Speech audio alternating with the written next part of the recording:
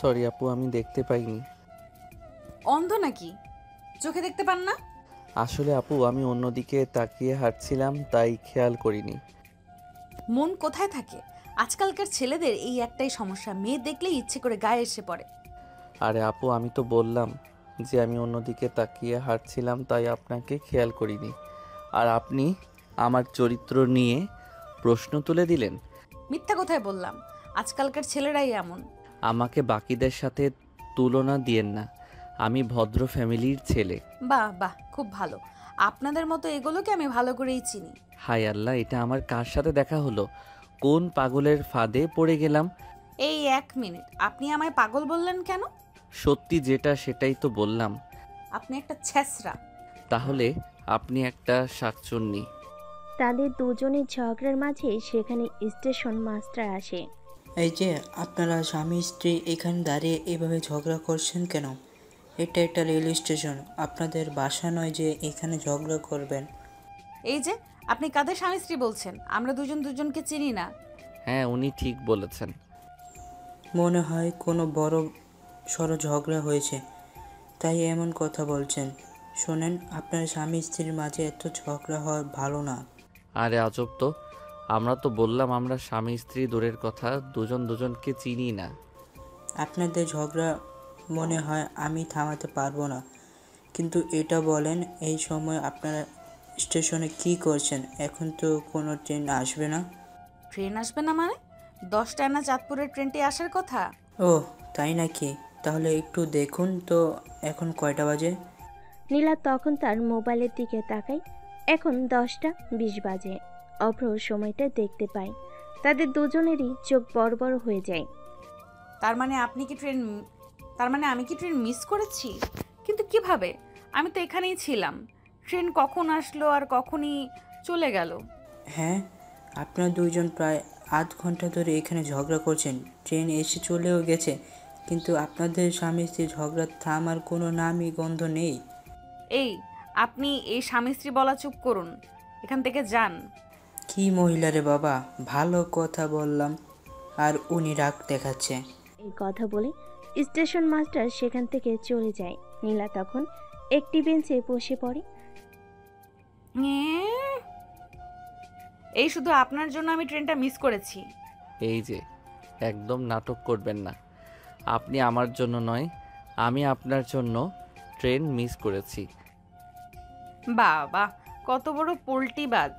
উনি নাকি আমার জন্য ট্রেন মিস করেছে। হ্যাঁ, আমি আপনার জন্যই ট্রেনটা মিস করেছি।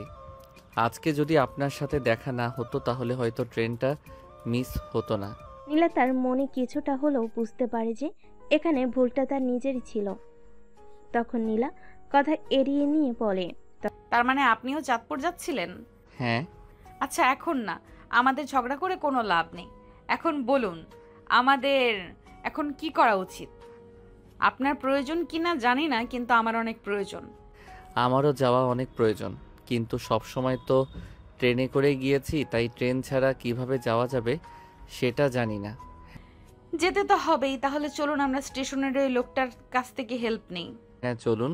তখন তারা দুজনেই স্টেশন মাস্টারের রুমের দিকে যায়। রুমের সামনে গিয়ে অভ্র বলে, এই যে ভাইয়া, আমাদের একটু হেল্প করবেন? তখন তো রাগ দেখিয়ে আপনার বউ আমাকে চলে যেতে বললো, আর এখন আবার এসেছেন আমার কাছে হেল্প চাইতে। আমি হেল্প করতে পারবো না।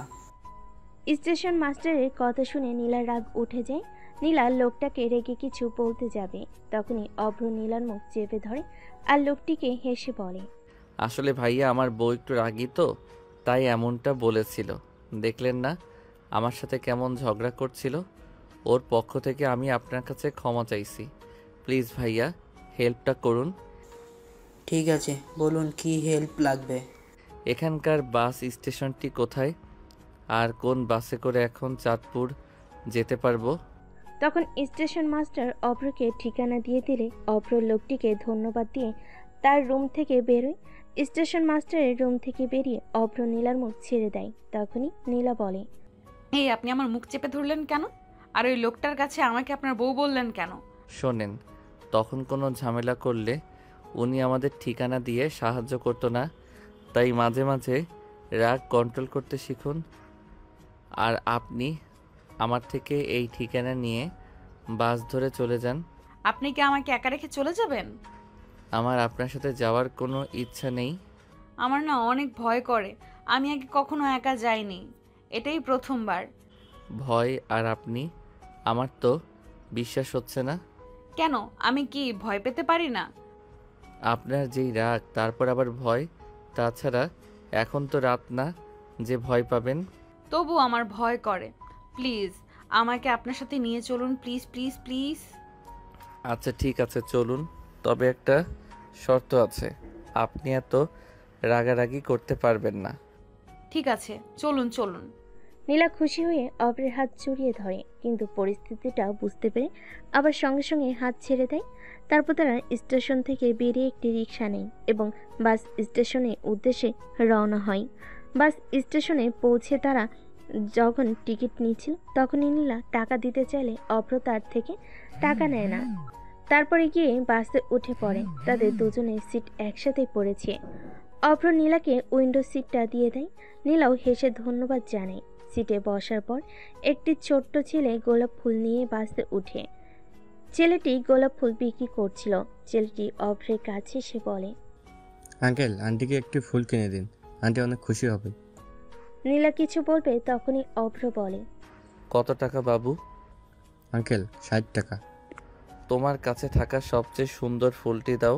ছেলেটি ফুল দিলে অভ্র ছেলেটিকে একটি 100 টাকার নোট দিয়ে বলে রেখে দিতে। ছেলেটিও খুশি হয়ে চলে যায়। অভ্র তখন ফুলটি এগিয়ে দেয়। অনেক ধন্যবাদ। গোলাপ ফুল আমার অনেক পছন্দের। হ্যাঁ, আমি সেটা বুঝতে পেরেছি। কিভাবে বুঝলেন? ওই ছেলেটি বাসে ওঠার পর আপনি গোলাপগুলোর দিকে যেভাবে তাকিয়েছিলেন তা দেখেই বুঝে গিয়েছি। আপনি আসলেই অনেক ভালো। কিছুক্ষণ আগেও আপনি আমার চরিত্র নিয়ে কথা বলেছিলেন, এখন আবার বলছেন আমি অনেক ভালো মানুষ। তখনকার জন্য সরি। আসলে জানেনই তো, এখনকার সব ছেলেরা ভালো হয় না। তাহলে এখন কি বুঝতে পেরেছেন যে আমি অন্যদের থেকে আলাদা? হুম। নীলা গোলাপটির প্রাণ নিয়ে হেসে জানালা দিয়ে বাহিরে তাকায়। বাস ছেড়ে দিয়েছে। দুজনেই এই প্রথমবার বাসে করে যাচ্ছে। নীলা জানালা দিয়ে বাইরে মনোরম পরিবেশ উপভোগ করছে। কিছুক্ষণ পর নীলা অভ্রকে বলে, আচ্ছা, আমরা তো কেউ কারো সম্পর্কে কিছুই জানি না, চলুন একটু পরিচিত হই। আমার নাম অভ্র, আমি একজন হার্ট সার্জন। ওয়াও, আপনি একজন ডাক্তার আর আমি নীলা, একজন স্টুডেন্ট। কোন ক্লাসে পড়েন? Inter final year. কথাটি শুনে অভ্রের চোখ বড় বড় হয়ে যায়। অভ্র হাঁ করে নীলার দিকে তাকিয়ে থাকে। নীলা অভ্রকে একটি ঝাঁকুনি দিয়ে বলে, কি হলো, এমন হা হয়ে গেলেন কেন? আপনি মানে তুমি ইন্টার ফাইনাল ইয়ারে পড়ো, তুমি এত পিচ্ছি? পিচ্ছি মানে কি? আমি কলেজে পড়ি, তাহলে আমি পিচ্ছি হই কিভাবে? মানে তোমাকে দেখে এমনটা মনে হয় না। আমি তো মনে করেছিলাম মনে হয় কোনো কোম্পানিতে জব করো। সবাই এটাই বলে, আমাকে দেখে নাকি কলেজ স্টুডেন্ট মনে হয় না। তুমি আমার ছোট, তাই তোমাকে তুমি করে বলছি, কিছু মনে করো না। সেটা ঠিক আছে, কিন্তু হাসছেন কেন? তুমি একটা পিচ্ছি, কিন্তু দেখে মনে হয় না, তাই। কিন্তু তোমাকে একটা সুন্দর নাম দেওয়া যায়। কি নাম? পিচ্ছি বুড়ি। অভ্রের কথা শুনে নীল হেসে ফেলে। তাদের হাসি খুশি কথার মাঝে বাস দুপুরে খাবারের বিরতির জন্য একটি হোটেলের সামনে থামে।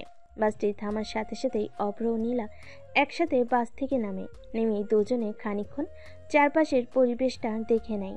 রাস্তার পাশে ছোট ছোট খাবারের দোকান, নানা রঙের পসরা সাজানো, আর হালকা বাতাসে ভেসে আসা খাবারের সুগন্ধ তাদের পেট যেন আলতো করে ধাক্কা দেয়। এই যে পিচ্ছি বুড়ি, চলো কিছু খেয়ে আসি। তোমার ছোট মনের বড় পেটে ছুঁচো দৌড়াচ্ছে মনে হয়। যা, এটা তো দুপুরবেলা, এখন তো এমনিতেই ক্ষুধা লাগে, শুধু আমার কেন লাগবে? হ্যাঁ, তাও ঠিক। চলো তাহলে। তার দুজনেই একটি ছোট্ট রেস্টুরেন্টে ঢোকে এবং একটি টেবিলে বসে। কিছুক্ষণের মধ্যেই ওয়েটার এসে দাঁড়ালে অভ্র নীলার দিকে তাকিয়ে জিজ্ঞেস করে, কি খাবে তুমি? আপনি যা অর্ডার করেন আমার কোনো আপত্তি নেই। অভ্র তখন ওয়েটারকে দুটি মোরগ পোলাওয়ের প্লেট দিতে বলে। ওয়েটার অর্ডার নিয়ে চলে গেলে নীলা কৌতূহল নিয়ে অভ্রের দিকে তাকায়। আচ্ছা, আপনি কি এর আগেও আমার মনের কথা বুঝতে পেরে গিয়েছিলেন? মানে? মানে আমারও না আজ খুব ইচ্ছে করছিল মোরগ পোলাও খেতে। মিথ্যা বলবো না, আসলে আমার নিজেরও আজ মোরগ পোলাওয়ের প্রতি দুর্বলতা জেগেছিল, তাই আর কিছু না ভেবে ওটাই অর্ডার করে দিলাম। তবে তোমার পছন্দটা মিলে যাওয়াই ভালোই হলো, তাই না? হুম, কাকতালীয় ব্যাপার তো।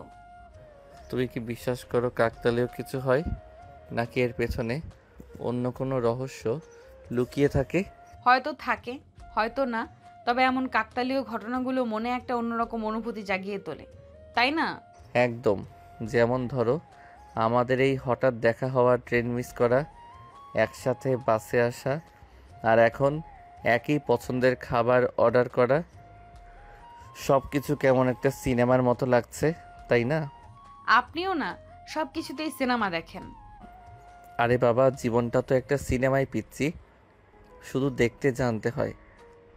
আর আমাদের এই সিনেমার গল্পটা মনে হচ্ছে বেশ রোমান্টিক আর রহস্যময় হতে চলেছে, কি বলো?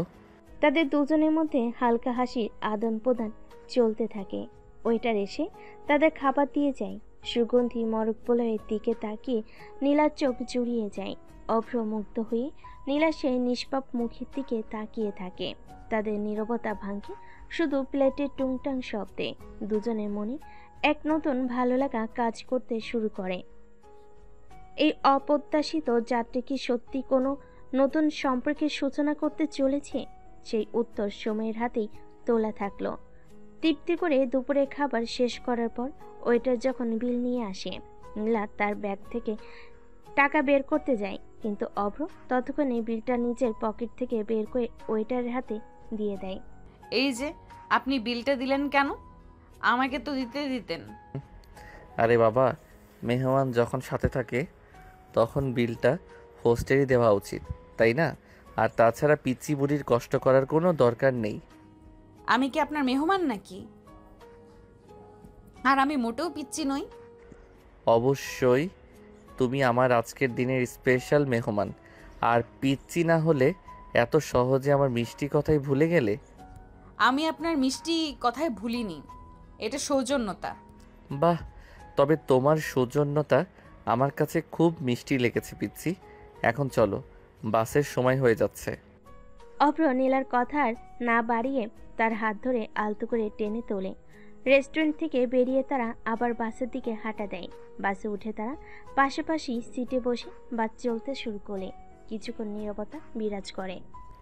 এই যে ম্যাডাম, আপনার সিটের পাশে এত জায়গা থাকতে আপনি আমার দিকে ঘেঁষে বসেছেন কেন? ভয় লাগছে নাকি? আমি আপনার দিকে ঘেঁষে বসেছি? আপনি বরং আরেকটু সরে বসুন তো। আমার তো মনে হচ্ছে আপনি আমার দিকে আসছেন। ও, তাহলে কি পিচ্চি বুড়ি আমার একটু সঙ্গ চাইছে? একা একা বোধহয় ভয় লাগছে, তাই না?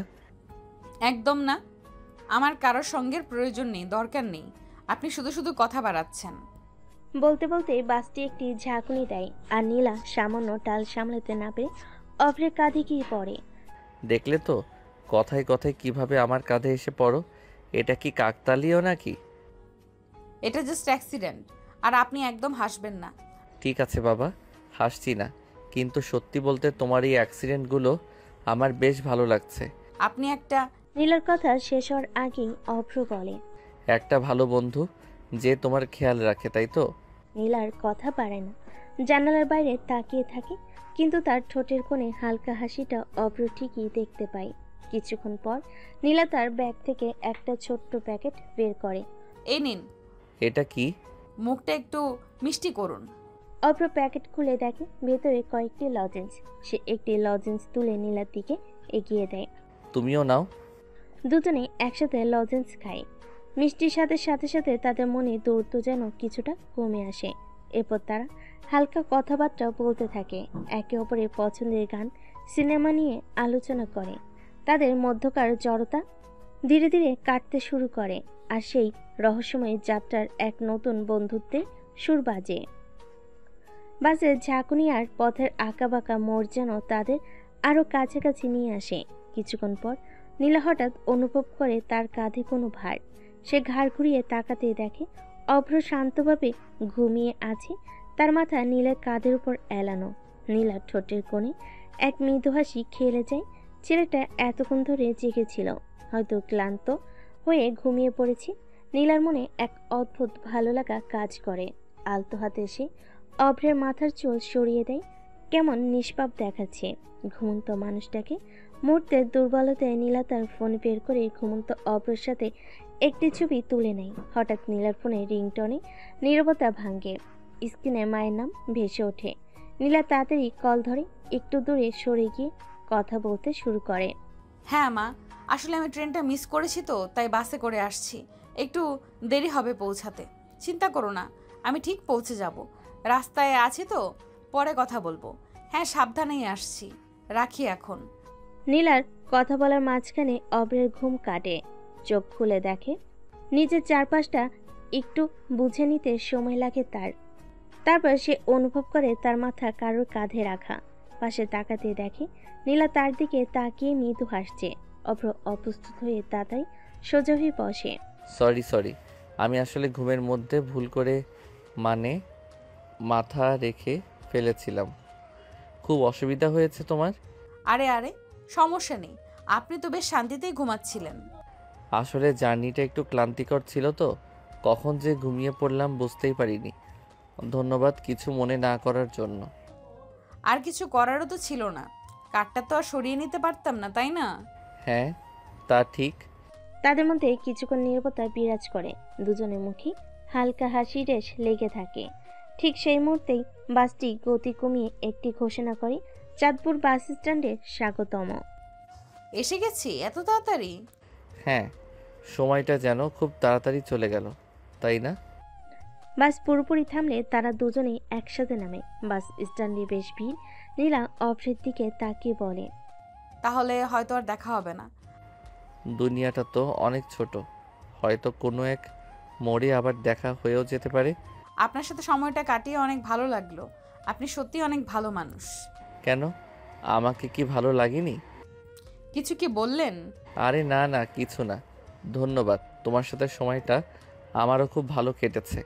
আচ্ছা তাহলে যাই, ভাগ্যে থাকলে আবার নিশ্চয়ই দেখা হবে। তারা দুজনেই একে অপরের দিকে তাকিয়ে থাকে কিছুক্ষণ। তারপর নীলা এক দীর্ঘশ্বাস ফেলে বাড়ির দিকে পথ ধরে, আর অভ্র অন্যদিকে। অভ্র কেন জানি একটা চাপা মন খারাপ লাগতে থাকে। এভাবে নীলার সাথে যেন এক অন্যরকম সুন্দর সময় কেটেছে। অন্যদিকে নীলাও মনে অভ্রের বলা কথাগুলো বারবার ঘুরপাক খাচ্ছে। নীলা তার মনে মনে বলে, সত্যি কি আবার আমাদের দেখা হবে? এই প্রশ্নটা তার মনকে আলোড়িত করতে থাকে। তারপর দুজনেই নিজেদের গন্তব্যের উদ্দেশ্যে এগিয়ে যায়, তাদের মনের কোণে এক নতুন অনুভূতির জন্ম দিয়ে। দীর্ঘপথ জার্নি করে অভ্র যখন তার বাড়ির দরজায় পৌঁছে, তখন চারপাশের সাজসজ্জা দেখে থমকে দাঁড়ায়। পুরো বাড়ি জুড়ে রঙিন আলো ঝলমল করছে। দরজায় ঝুলছে ফুলের মালা, যেন কোনো উৎসবের আমেজ। অভ্র পুরোটাই হতবাক হয়ে যায়। ঠিক সেই মুহূর্তেই এক চাক ছোট ছোট ছেলেমেয়েরা ছুটে এসে তাকে জড়িয়ে ধরে। এরা তার ছোট ভাই বোন আর কাজিনের ছেলেমেয়েরা। বাড়ির অন্যান্য সদস্যরাও এগিয়ে এসে হাসি মুখে তার সাথে কুশল বিনিময় করে। এতজন আত্মীয়কে একসাথে দেখে অভ্র খানিকটা কনফিউজড হয়ে পড়ে। অভ্র কিছুক্ষণ সকলের সাথে স্বাভাবিক কথাবার্তা বলার চেষ্টা করে, কিন্তু তার মন পড়ে থাকে অন্য কোথাও। সুযোগ বুঝে সে তার মাকে একান্তে তার রুমে ডেকে নিয়ে যায়। মা, ব্যাপার কি এটা? এত আত্মীয় স্বজন কেন বাড়িতে? আর এই রকম সাজানো কেন? কারো কি বিয়ে নাকি? হ্যাঁ, বিয়ে তো বটে, না হলে কি আর এত আয়োজন হতো নাকি? কার বিয়ে? আর কার হবে? এই বাড়িতে বিয়ে করার মতো কে আছে? তার মানে? হ্যাঁ, ঠিক ধরেছিস, তোর বিয়ে। মায়ের কথা শুনে অভ্র যেন আকাশ থেকে পড়ে। এই মুহূর্তে এমন কোনো কথা সে একেবারেই আশা করেনি। কি বলছো তুমি? মজা করছো নাকি? আমি কি আর তোমার সাথে মজা করতে যাব? তোমার বিয়ের জন্যই তো এত আয়োজন আর এত লোক এসেছে। মা, তুমি কি পাগল হয়ে গেছো? এখন বিয়ে মানে? আমার তো এখন অনেক কাজ বাকি। এত কথা বলবি না, মেয়েটা খুব ভালো, সুন্দরী, গুণবতী, সব দিক দিয়ে একদম পারফেক্ট। আর তাছাড়া তোরও তো বিয়ের বয়স হয়েছে, তাহলে সমস্যা কোথায়? মা, আমি এখন বিয়ে করব না, আমার একদম ইচ্ছে নেই। তুই তো জানিস তোর বাবা হার্টের রোগী, আর তুই একজন হার্টের ডাক্তার হয়ে যদি এখন বলিস তুই বিয়ে করবি না, তাহলে ওনার কি হবে? তোর বাবাই তো মেয়েটাকে পছন্দ করেছে। আচ্ছা দাঁড়া, আমি তোকে ছবি দেখাই, দেখবি নিশ্চয়ই তোরও পছন্দ হবে। কোনো ছবি দেখার প্রয়োজন নেই, আমার ঘর থেকে এখন যাও তো। এই কথা বলেই অভ্র দ্রুত নিজের ঘরের দিকে যায় এবং দরজা বন্ধ করে খাটের উপর বসে পড়ে। তার মাথায় তখন শুধু একটি মুখই ঘুরপাক খাচ্ছে, নীলার মুখ। তাদের প্রথম সাক্ষাৎটা যদিও একটু অপ্রত্যাশিত ছিল, কিন্তু দুজনের মধ্যে একটা অদ্ভুত ভালো বোঝাপড়া তৈরি হয়েছিল। বাসে সেই কয়েক ঘন্টার জার্নিতে নীলার সরলতা, তার হাসি, তার অভিমান সবকিছুই অভ্রর মনে গেঁথে গেছে। অভ্র আনমনে নীলার কথাগুলো ভাবছিল, তাদের এই বিদায়ের মুহূর্তে বিষণ্ণতা, আবার দেখা হওয়ার ক্ষীণ আশা, সবকিছু যেন তার মনের তারে যেন আলতো করে ধাক্কা দিচ্ছিল। হঠাৎ তার খেয়াল হয় সারাদিনের ধকলের পর শরীরটা বেশ ক্লান্ত। সে ব্যাগ থেকে তোয়াল নিয়ে ওয়াশরুমের দিকে যায়। ঠান্ডা জলের স্পর্শ হয়তো তার এলোমেলো ভাবনাগুলোকে কিছুটা শান্ত করতে পারবে। অন্যদিকে নীলা যখন তার বাড়ির গেটের সামনে এসে দাঁড়ায়, তখন তার চোখ কপালে ওঠে। পুরো বাড়ি জুড়ে ঝলমলে আলো, রঙিন কাপড়ের সামিয়ানা আর ফুলের গন্ধে মোমো করছে চারপাশ, যেন কোনো উৎসবের প্রস্তুতি চলছে। নীলা অবাক হয়ে বিস্ময়ে বাড়ির ভিতর প্রবেশ করে। ভেতরে পা রাখতে নীলার মা ছুটে এসে তাকে জড়িয়ে ধরে আদরে আপ্লুত করে। এসেছিস মা? কত চিন্তা হচ্ছিল তোর জন্য। ট্রেনটা মিস করলি কিভাবে? শরীর ঠিক আছে তো? হ্যাঁ মা, আমি ঠিক আছি। আসলে স্টেশনে একটু অন্যমনস্ক হয়ে গেছিলাম। তাদের কৌশল বিনিময়ের পর একে একে নীলার কাজিনরা এসে ভিড় করে, হাসি মুখে তার সাথে গল্প জুড়ে দেয়। কিরে নীলা, ঢাকা থেকে একা একা আসতে ভয় লাগেনি? আর বলিস না, আমরা তো ভাবছিলাম আজ আরও পৌঁছাতে পারবে না। আরে বাবা, আমি কি ছোট বাচ্চা নাকি যে ভয় লাগবে? আর বাস তো ঠিক সময়ই ছেড়েছে। এতজন আত্মীয়কে একসাথে দেখে নীলা কিছুটা হতভম্ব হয়ে যায়। সে তখন তার মাকে কিছু জিজ্ঞেস করতে যাবে, তার আগে তার মা তার হাত ধরে টেনে নিয়ে নিজের ঘরে নিয়ে যায়। আয় তো মা, তোর সাথে কিছু জরুরি কথা আছে। কি কথা মা? এত রাতে আর বাড়ির এই সাজসজ্জার কিসের? তাছাড়া এত আত্মীয়রাই বা এখানে কেন? তুই ভেতরে আয় তো, আগে সব বলছি। ঘরে ঢুকে নীলা দেখে তার খাটের উপর নতুন একটি শাড়ি রাখা। নীলা তার মাকে জিজ্ঞেস করে, এই শাড়িটা কিসের জন্য মা? এই শাড়ি পরেই কাল তুই শ্বশুরবাড়ি যাবি। কি শ্বশুর বাড়ি? মানে কি মা? বস তো মা আগে, আমি জানি তুই কি বলবি। আমি তো কিছুই বুঝতে পারছি না মা। তুমি বলেছিলে দাদুর শরীর খারাপ, তাই আমাকে আসতে হবে, কিন্তু এখন এসব কি দেখছি? বিয়ে বাড়ি মনে হচ্ছে। তাহলে শোন, আমরা তোর বিয়ে ঠিক করেছি। বিয়ে? আমার বিয়ে? কার সাথে? আরে বাবা, এত তাড়াতাড়ি সব ভুলে গেলি? সেই যে তোর জন্য কত ভালো একটা ছেলে দেখেছিলাম। কিন্তু মা, আমি তো তোমাদেরকে আগেই বলেছি আমি এখন বিয়ে করতে চাই না, আমার আরো পড়াশোনা বাকি আছে। শোন মা, তুই ঢাকায় এসে থাকিস, তাই আমাদের অনেক চিন্তা হয়। তাছাড়া বিয়ে তো একদিন করতে হবে। তুই না হয় 1-2 বছর আগে করলি, তাতে সমস্যা কি? আর তোর তো মাশাআল্লাহ শারীরিক গঠনও ঠিক আছে। একা একটা মেয়ে শহরে থাকে, কত চিন্তা হয় আমাদের। যাই বলো মা, আমি এখন বিয়ে করতে পারবো না, আমার নিজের কিছু স্বপ্ন আছে। শোন মা, ছেলেটা অনেক ভালো, ঢাকায় থাকে, একজন ডাক্তার, তাদের ফ্যামিলিও খুব ভালো। তারা সবাই বলেছে এই সম্বন্ধটা যেন আমরা হাতছাড়া না করি। আমার মনে হয় এটা নেক ভালো হবে। নীলা তার মায়ের মুখ দেখে ডাক্তার শুনে মনে মনে তার অজান্তে একটু কৌতূহল জেগে ওঠে। ডাক্তার? কিসের ডাক্তার মা? হার্ট সার্জন, খুব নাম ডাক ওর। Heart surgeon? ওনার বাড়িও কি চাঁদপুরে? মা, ওখানে ওদের পৈতৃক ভিটে। ছেলেটা ঢাকাতেই থাকে, এখন ছুটিতে এসেছে। হ্যাঁ। নীলার মাথায় তখন অভ্রের চেহারা ভাসছে। নীলারও কৌতূহলী হয়ে তার মাকে বলে, ওনার কোনো ছবি আছে তোমাদের কাছে? আছে তো, দাঁড়া আমি আমার ফোন থেকে দেখাচ্ছি। এই দেখ, কেমন ছেলে বলতো? নীলামা নীলার কাছে ফোনটি এগিয়ে দেয়। ফোনে থাকা ছবিটা দেখে নীলার চোখ বিস্ফোরিত হয়ে যায়। এই তো সেই অভ্র। তার মনের অজান্তে ঠোঁটের কোণে এক টুকরো হাসি ফুটে ওঠে। কিরে, তুই হাসলি কেন? ছেলেটাকে কি তোর পছন্দ হয়েছে প্রথম দেখাতে?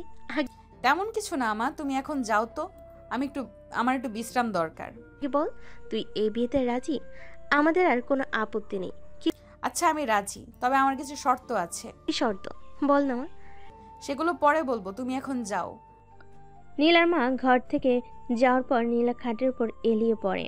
আজ বালিশ বুকে জড়িয়ে ধরে একটা বালিশ বুকে জড়িয়ে ধরে সে হাসতে থাকে। তার মনে তখন সেই অপ্রত্যাশিত বাদযাত্রার প্রতিটি মুহূর্ত জীবন্ত হয়ে ওঠে। অভ্রর সাথে প্রথম ঝগড়া, তার মিষ্টি বুড়ি ডাক, গোলাপ ফুল দেওয়া, আর অবশেষে সেই বিদায়ের মুহূর্তে বিষণ্ণতা। নীলার মনের অজান্তে এক ধরনের মিষ্টি লজ্জা আর উত্তেজনা অনুভব হয়। সে অপরিচিত যুবক, যার সাথে সামান্য কয়েক ঘন্টায় পরিচয়, এত কিছু ঘটে গেল। তিনি হতে চলেছেন তার জীবন সঙ্গী। ভাগ্যিস ট্রেনটা মিস হয়েছিল, এই ভাবনাগুলোই তার রাতে ঘুম কেড়ে নেয়। নীলা তখন তার ফোন থেকে বাসে তোলা ছবিটি বের করে। না, ভালোই মানিয়েছে। দর্শক, আপনাদের সকলকে আমার পক্ষ থেকে বিয়ের দাওয়াত দেওয়া হলো। আপনারা সবাই কিন্তু দামি দামি গিফট নিয়ে আসবেন। আপনারা বিয়েতে আসার প্রস্তুতি নিন। আর এদিকে আমি গল্পে ফিরি। নীলা এদিকে খুশিতে আত্মহারা, অন্যদিকে ওয়াশরুম থেকে বেরিয়ে অব্রভেজা টোয়ালে রাগে খাটে ছুঁড়ে ফেলে। তার বুকের ভেতরটা ক্রোধে জ্বলছে।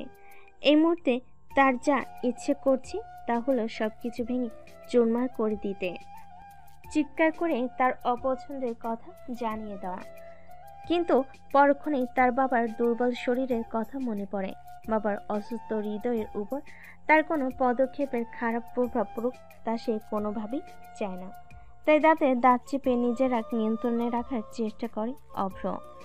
কিন্তু তার এই বিয়েতে কোনো রকম আগ্রহ নেই। তার মনের আঙ্গিনায় তো অন্য এক পিচ্ছি বুড়ির আনুগোনা শুরু হয়ে গেছে। অভ্র বুঝতে পারছে সে ক্ষণিকের সাক্ষাতে নীলার সরলতা, তার মিষ্টি অভিমান আর প্রাণবন্ত হাসি সবকিছু মিলেমিশে তার হৃদয়ের গভীরে জায়গা করে নিয়েছে। ভালোবাসতে তো আর সময় লাগে না, বিশেষ করে যখন প্রথম দেখাতে কারোর চোখের গভীরে হারিয়ে যায় মন। অভ্রের মনে নীলা সেই মায়াবী চাহনি বারবার ভেসে ওঠে। বাসের সেই কয়েক ঘন্টার পথ যেন তাদের দুজনের মনে অলিখিত এক বন্ধন তৈরি করে দিয়েছে। অথচ নিয়তি পরিহাসে এখন অন্য এক অপরিচিত মেয়ের সাথে তার গাঁটছড়া বাঁধতে চলেছে পরিবার। এই ভাবনা তাকে আরো বেশি অস্থির করে তোলে। অপ্র খাটের উপর বসে দুহাতে মুখ ঢেকে দীর্ঘশ্বাস ফেলে। তার মনে একটাই প্রশ্ন, নীলার সাথে কি আর কখনো দেখা হবে? আর যদি দেখা হয় তখন তাদের সম্পর্কের সমীকরণটা কেমন হবে? এই অনিশ্চয়তা তাকে কুড়ে কুড়ে খায়। দেখতে দেখতে বিয়ের দিন এগিয়ে আসতে থাকে। অভ্রের মা বহুবার চেষ্টা করেছেন ছেলেকে পাত্রীর ছবি দেখাতে কিংবা তার সাথে ফোনে দু চারটা কথা বলিয়ে দিতে, কিন্তু প্রতিবারই অভ্র মায়ের উপর বিরক্ত প্রকাশ করেছে। স্পষ্ট ভাষায় জানিয়ে দিয়েছে এই বিয়েতে তার কোনো রকম আগ্রহ নেই। মায়ের মন খারাপ হলেও তিনি ছেলের জেদের কাছে হার মেনে যান। অন্যদিকে বিয়ের দিন যত কাছে আসছে দুই পরিবারের ব্যস্ততা ততই বাড়ছে। আত্মীয় স্বজনে ভরে উঠেছে বাড়ি। চারপাশে উৎসবের আমেজ, বিয়ের কেনাকাটা, বার রান্নার আয়োজন, প্যান্ডেল বাঁধা, কোনো দিকে যেন কারোর দম ফেলার সময় নেই। আর কটা দিন, তারপর একটা অচেনা মেয়ের সাথে বাধা পড়বে আমার জীবন। মা কেন বুঝতে পারছে না আমার মনের কথা? নীলা সেই পিচ্চি বইটা কি একবারও আমার কথা ভেবেছে? হয়তো না, আমাদের তো কোনো যোগাযোগই নেই, কিন্তু কেন যেন মনে হয় ওই কয়েক ঘন্টার পথ চলার স্মৃতি আমার মন থেকে কিছুতেই মুছতে পারছে না। তার হাসিতে যে সরলতা ছিল, তার অভিমানের মধ্যে যে মিষ্টি একটা সারল্য ছিল, উফ, কেন এমন হলো?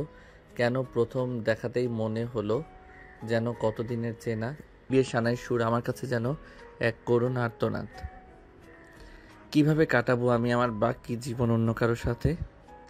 নীলা, একবার যদি শুধু জানতে পারতাম তোমার মনে কি আমার জন্য একটু জায়গা আছে? অন্যদিকে নীলার বাড়িতে নীলার খুশি, লজ্জা, বিয়ের চিন্তা সবকিছু মিলিয়ে নীলা এক মিশ্র অনুভূতি অনুভব করে। নীলা তার মনে মনে বলে, বিয়ে, আমার বিয়ে, ভাবতেই কেমন একটা অন্যরকম অনুভূতি হচ্ছে।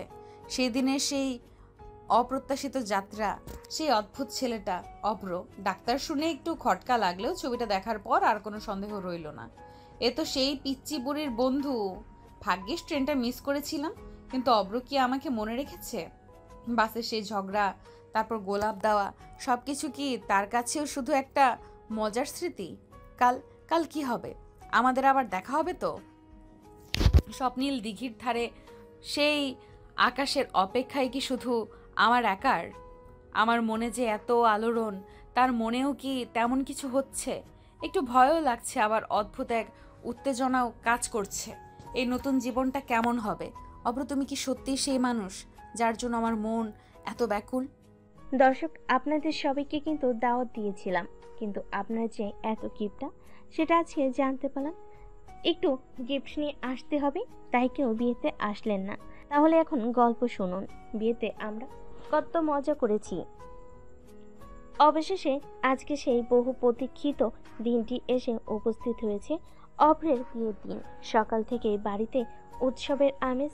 সানের করুণ সুরের মাঝেও আত্মীয় স্বজনের কলকাকলিতে মুখরিত চারপাশ। বাড়ির উঠোনে বিশাল প্যান্ডেল টানানো হয়েছে, ঝলমলে আলোয় চারিদিক আলোকিত। দেখ তো বাবা অপ্র, তোকে আজ কেমন রাজপুতের মতো লাগছে, আমার কলিজা জুড়িয়ে গেল। হ্যাঁ মা। কিরে অব্র, মন খারাপ নাকি তোর? বিয়ের তো তুই নিজের ইচ্ছাতেই রাজি হয়েছিস। হ্যাঁ বাবা, ঠিক আছি। তোমাকে আজকে অনেক মিস করছি। মন খারাপ করিস না বাবা, দেখবি একদিন ঠিক তোমার সাথেই দেখা হবে। হ্যাঁ বাবা, তোর মা ঠিক বলেছে, একদম মন খারাপ করিস না। তোমাকে সেটা আপনারা গল্পের সাথে থাকলেই বুঝতে পারবেন। ঠিক তখনই অব্র ছোট বোন রিয়া সেখানে আসে। ভাইয়া, ভাবিকে দেখবি না? ও কিন্তু খুব সুন্দর, আমার মতো তোর সইছে না কখন দেখব। অন্যদিকে কনের সাজে নীলাকে দেখে চেনার উপায় নেই। লাল বেনারসি, গা ভর্তি গহনা আর হালকা মেকআপে সে যেন এক স্বপ্নপুরী।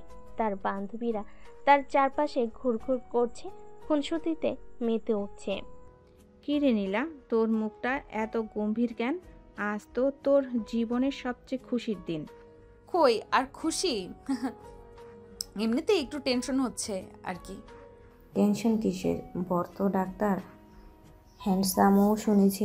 আর আমাদের অব্র ভাই তো একেবারে দেবদাস হয়ে বসে আছে, একটিবার তাকাচ্ছেও না কোণের দিকে। পছন্দের মানুষকে বিয়ে করলেও নীলার মনটা খারাপ, কারণ আজকে সে তার বাবার বাড়িতে একজন অতিথি হয়ে যাবে। বাবা মাকে ছেড়ে চলে যেতে হবে। নীলার মন খারাপ। নীলার মা লক্ষ্য করে তিনি নীলার পাশে এসে বসে।